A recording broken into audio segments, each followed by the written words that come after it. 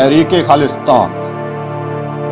वैसे तो तकसीम हिंद से पहले ही सिखों ने अपने लिए एक अलहदा सल्तनत का मुतालबा कर दिया था, लेकिन गांधी ने सिखों को हिंदुओं के बराबर हकूक का वादा करके इस तहरीक को खत्म कर दिया।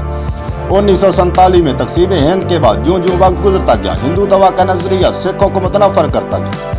चाहिए तो यह था कि गांधी के वादों के मुताबिक इसका हल निकाला जाता, लेकिन भारत सरकार ने ताकत का इस्तेमाल शुरू कर दिया, यहाँ तक कि ये नफरत आज़ादी की तहरीक में तब्दील होने लगी। ताकत के इस्तेमाल की वजह से सिखों की यह तहरीक हुर्रियत से अस्करियत में तब्दील होने लगी, जो कि 1980 की दिहाई में बहुत जोर पकड़ गई। भारत सरकार ने 1984 में इस तहरीक के खिलाफ फौजी ऑपरेशन का फैसला किया। इस ऑपरेशन के जरिए वक्ती तौर पर इस तहरीक को दबा लिया गया, लेकिन इस ऑपरेशन की वजह से सिखों के एक अहम मुकद्दस गुरुद्वारे गोल्डन टेम्पल को बहुत नुकसान पहुंचा और हजारों की तादाद में बेगुनाह सिख यात्री मारे गए, जिससे सिख कौम के गम गुस्से की इंतहा न रही। और कुछ ही अरसे बाद भारत की वजीर आजम इंदिरा गांधी को इसके 2 सिक्योरिटी गार्ड्स जो कि सिख थे, उन्होंने कत्ल कर दिया, जिसके बाद सिखों पर तो शायद क़यामत बर्पा हो गई। भारत सरकार से हटकर हिंदू शिद्दत पसंदों ने सिखों का बेदरेक कत्लेआम किया, जिसकी दर्दनाक यादें आज भी सिख कौम को तड़पा देती है। वक्ती तौर पर तहरीक खालिस्तान खत्म हो गई, लेकिन इसे मुकम्मल तौर पर खत्म नहीं किया जा सका।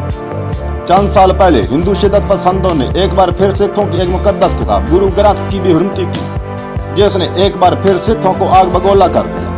अगर भारत सरकार ने हिंदू दवा नजरिया को कंट्रोल ना किया तो ये आग किसी भी वक्त फिर से भड़क सकती है और इंडिया को जलाकर राख कर सकती है।